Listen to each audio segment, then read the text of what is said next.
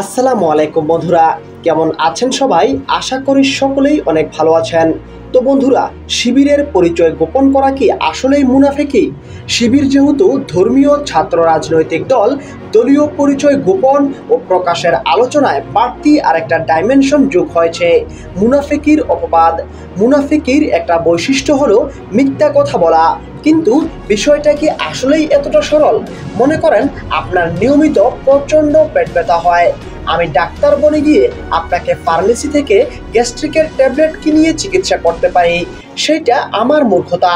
যদিও কোনোদিন মেডিকেলে পড়ি নাই, কিন্তু আমি তুমুল আত্মবিশ্বাসের সাথে দাবি করতেই পারি, কেন গ্যাস্ট্রিকেও তো পেট ব্যথা হয়।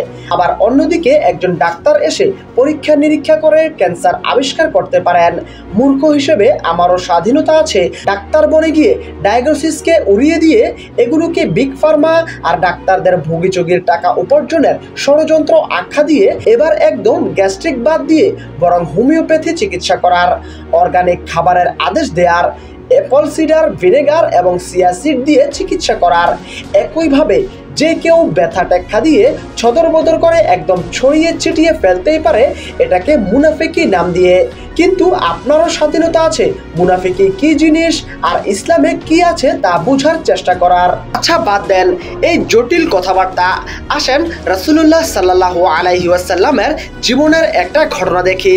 কুখ্যাত তায়েফ শহরের ততোধিক কুখ্যাত গোত্র বনু সাকিফের এক সম্ভ্রান্ত মানুষ উরওয়া ইবনে মাসউদ রাদিয়াল্লাহু তাআলা আনহু মদিনায় এসে ইসলাম গ্রহণ করেন। হাদিসে আছে তিনি এরপর তায়েফে ফিরে যেতে চাইলে রাসূলুল্লাহ সাল্লাল্লাহু আলাইহি ওয়াসাল্লাম তাকে বলেন, ওরা তোমাকে মেরে ফেলতে পারে। উরওয়া বলেন, কি যে বলেন, আমার গোত্রের লোকেরা আমাকে এত পছন্দ করে যে আমি ঘুমিয়ে থাকলে ওরা আমাকে ঘুম থেকে পর্যন্ত ডেকে তোলে না। রাসূলুল্লাহ সাল্লাল্লাহু আলাইহি ওয়াসাল্লাম তাকে অনিচ্ছার সাথে অনুমতি দেন এবং সতর্ক থাকতে বলেন। হাদিসে উল্লেখিত কথোপকথনে এতটুকুই আছে। ব্যাখ্যাকারী মুহাদ্দিসরা দুইটা অর্থের সম্ভাবনার কথা বলেন। এক, ওরা তোমাকে মেরে ফেলবে সুতরাং যেও না। দুই, ওরা তোমাকে মেরে ফেলবে সুতরাং গেলে মুসলিম পরিচয় প্রকাশ করো না। ওমর রাদিয়াল্লাহু তাআলা আনহু ইসলাম গ্রহণের আগ পর্যন্ত নিজের সামাজিক অবস্থান, সাহস ও বিভিন্ন রকম জোরের কারণে বুক ফুলিয়ে তা ঘোষণা করার আগ পর্যন্ত সব সাহাবী নিজেদের মুসলিম পরিচয় লুকিয়ে রাখত। এই ধর্মীয় পরিচয় গোপন রাখার বিষয়টা ইসলামের ইতিহাসের নির্যাতিতের ধর্ম হিসেবে এমনভাবে জড়িয়ে গেছে যে পরবর্তীতে ঐতিহাসিকভাবে নির্যাতন নিপীড়নের শিকার হওয়া সংখ্যালঘু শিয়ারা এই চর্চাকে তাকিয়া নাম দিয়ে নিজেদের ধর্মেরই অংশ বানিয়ে নিয়েছে। অন্যদিকে সুন্নিরা সংখ্যাগুরু হওয়ায় তাদেরকে যেহেতু আর সাধারণভাবে এবং বেশিরভাগ ক্ষেত্রে নির্যাতনের শিকার হতে হয় নাই, সুতরাং তারা এই বিষয়কে ধর্মের মৌলিক গুরুত্বপূর্ণ বিষয়বস্তু বানায় নাই। কিন্তু ইসলামে অবশ্যই আছে ধর্মীয় পরিচয় লুকানোর অনুমতি ও সুযোগ। কখন?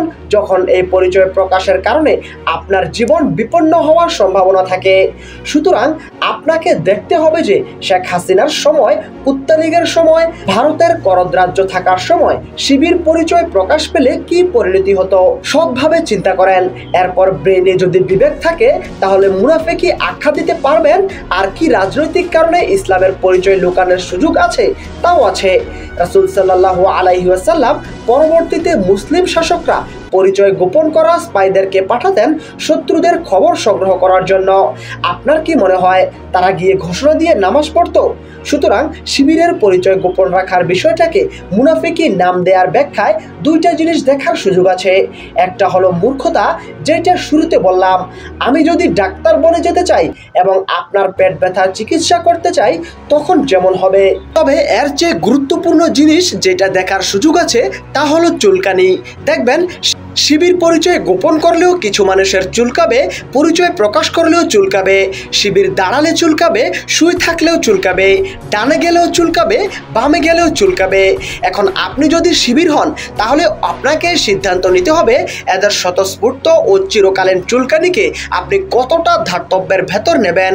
অন্য কিছু না, ওরা বাংলাদেশের প্রগতিদের কাছে ঘষে ঘষে যাতে উঠতে চায়, কিন্তু ওদেরকে আমি শত্রু মনে করি না, প্রগতিরা আমার শত্রু, কিন্তু ফ্লোটিং লোকজন না, তাহলে তো রাজনীতি করতে পারবো না। তাছাড়া ওরা যেদিন বুঝবে যে যাতে ওঠার উদ্দেশ্য এই জীবনে পূরণ হবে না, তখন হয়তো বিবেক ও চিন্তাকে ঘাটানো শুরু করতেও পারে, সম্ভাবনা আছে। আপনি যদি নির্যাতনের ভিকটিম হন, তাহলে নির্যাতকদের মানসিক অবুঝ ও স্বার্থবুঝ গোলামদের পেছনে সময় না দিয়ে বরং লেভেল প্লেইং ফিল্ড তৈরির পেছনে সময় দিতে পারেন। মাঠ সমান হলে এবং চিটিং করার সুযোগ না থাকলে বেশিরভাগ মানুষ এমনিতেই ভালো হয়ে যাবে। বাংলাদেশের বেশিরভাগ মানুষের কাছ থেকে আপনি পরিষ্কার চিন্তা, ন্যায়সঙ্গত যুক্তি এবং নিরপেক্ষ অবস্থান নেওয়ার সাহস আশা করতে পারেন না। খুব দাবি একটা কথা কিন্তু বিনামূল্যে বলে ফেললাম, আপনারা তো বিকাশও করেন না, সুতরাং উচ্চশিক্ষিত ও বুদ্ধিজীবী টাইপের লোকজন থেকে এসব কথাবার্তা শুনে আশাহত হবেন না।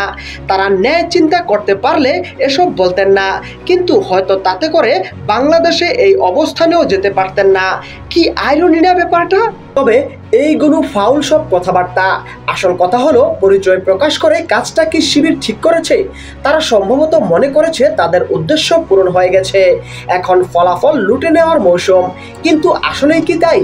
আমি যদি শিবির চালাতাম, তাহলে এতদিনের গোপন সভাপতিকে দলের ঢাবি সভাপতির পদ থেকে সরিয়ে দিয়ে, দল থেকে বের করে দিয়ে তাকে তার কাজ চালিয়ে যেতে দিতাম। সে তার মতো করে বিকশিত হোক এবং নতুন সভাপতি বানিয়ে তাকে তার দলবল সহ প্রকাশ্যে আসতে বলতাম। নতুন যে সভাপতির ছাত্র দলের গণ আন্দোলনে অন্য সাধারণ ছাত্রদের সাথে কেবল সাধারণ অংশগ্রহণ ছাড়া তেমন কোনো ভূমিকা ছিল না। হাসিনা শেষ, এখন গোপন থাকার দরকার কি? এখন তো আর পরিচয় প্রকাশে জীবন বিপন্ন হবে না অন্তত এবং আপাতত। সুতরাং পরিচয় প্রকাশ ঠিক হয়ে আছে, মানুষের মতো উচিত কাজ হয়েছে। তবে একটু বাঙালি সুলভ অবুঝ ও কচি মনের ছাপ রয়ে গেছে আর কি। আশা করি বুঝতে পেরেছেন।